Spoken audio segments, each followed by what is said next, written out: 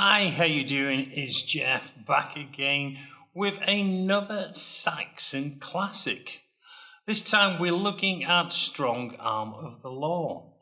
Really this follows on for the denim and leather lesson that I did just recently. It's another easy riff to play, so ideal for the beginner who's just looking to play some real classic 80s rock and roll. Now, I'm just going to show you how to play the riff for the main verse and also the chorus, which is the song. Nothing more complicated than that. We've got two guitars that are playing in this, obviously, and I'll show you which guitar, how to play both guitars. Well, they're both playing a very, very similar line, so it's not too complicated how to play it. You saw the riff I was playing at the beginning. That is the main riff through the intro and through the verses and through the guitar solo sections as well. So let's just get into it. Let me show you how to play this. Oh, we are going to start off on the A string and we're going to be sliding up from the 7th fret, from the 5th fret on the A string to the 7th fret. Now we've got this shuffle feel that is being played because the bass is playing that. That's being played behind, and of course that's how it starts. We do have that guitar with the really long feedback that does open the song. Now I haven't got the ways and means of doing to get this feedback, but they're just playing just on an E note. And he gets the feedback. Mine kills off because I've got a noise gate straight on this one. But that's how it's just been opened. Long feedback on that. And then we go into that main riff, which, as I said, starts from 5th fret on the A string. And he's sliding up. But I see you got this shuffle feel with that bum-ba-dum-ba-dum-ba-dum. So we're playing da-da as we move on. So it's just 5 to 7. And then we're going to play a double stop across the D and the G string on 5th fret. Then we're going to move up and we're going to play 7 to the 9. I'm going to double stop on the A and D string on 7th fret. So if we put that whole little line together. Now, this is where the two guitars part company, because one of the guitars just goes down to an A power chord and holds it. Now you saw at the beginning, shouldn't talk when playing, you saw at the beginning I'm playing a little riff that is played by the second guitar. Now this is buried quite low in the mix, because the main guitar that you can hear through the song is just playing this line.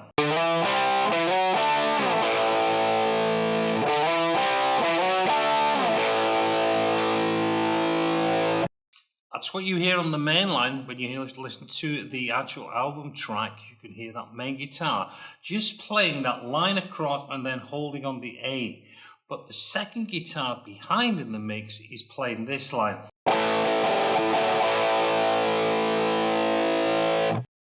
all I'm doing there, I'm just playing an A chord or an A5, doing it twice, and then reaching down with my little finger, I'm going to play 5 on the D, back to the A5, then down to the 4th fret on the D, and then back to the open A5. Very status quo, kind of playing a boogie shuffle. And you've got to get that. Then it's back to.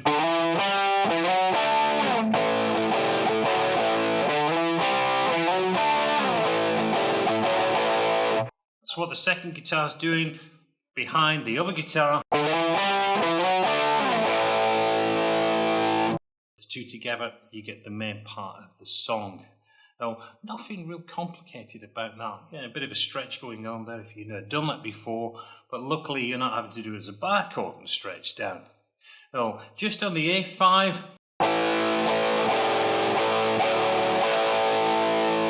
Now the timing on this, it comes, the first part of the note doing that 5 to the 7 is coming in on the last count on the upbeat of the bar. So we get this 1 and 2 and 3 and 4 and 1. So that's moving across.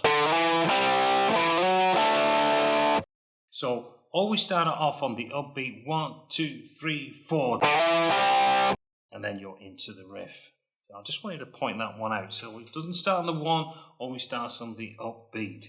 So of course, intro, verses, and also the guitar solo, and also to the outro. So let's look at the chorus line, or it could be known as the refrain.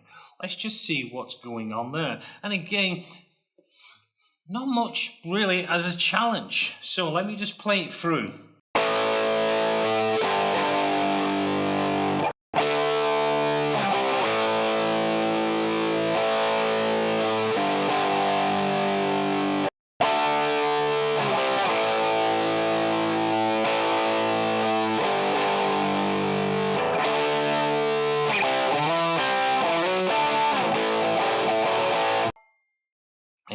All I'm doing from there is I'm doing an A down to a G5 power chord, do that twice. And I go up to a D5, and then it's a C to an A5. Repeat that all over again. D. Back again. Now this is just the only change where we get back into the verse. Remember I said the riff is always going to come in on the upbeat. So as we play from that D, oops, and play the D. So we go, play that D. That's probably the trickiest bit, is to get in that. You hear that? So that one just takes a little bit of just getting that count where we're playing just to get back from that C into that part there. But that is the entire song. There is a bit of history behind this song. I remember just recently I was watching an interview with Graham Oliver talking about this song and where the actual idea came from. Apparently, an incident happened in London where their tour bus was parked next to a taxi which had, or not a taxi, but with a vehicle that had Margaret Thatcher in, past Prime Minister for England. And there was a little bit of a scuffle that took place. She was unpopular at the time for certain reasons, and they saw the police taking action, was very unhappy what they saw against the protesters, went back to the studio, decided to record a track, because really they got the lyrics before the riff, so they just put a very kind of simple riff together and came out with the song Strong of the Lamb. In most cases, some of the best songs are written like that. Point in case, Smoke in the Water. Last track on the album, recorded very quickly. Same idea with this one here.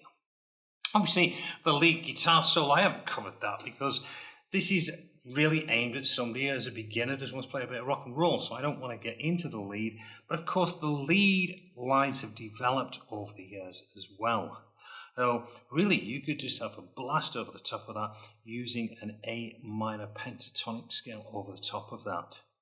So I'm deciding if I get requests for it, what I might do is just put together a little backing track for you, and you can use that to practice playing over the top. I might even throw in some ideas of my own how you could approach that.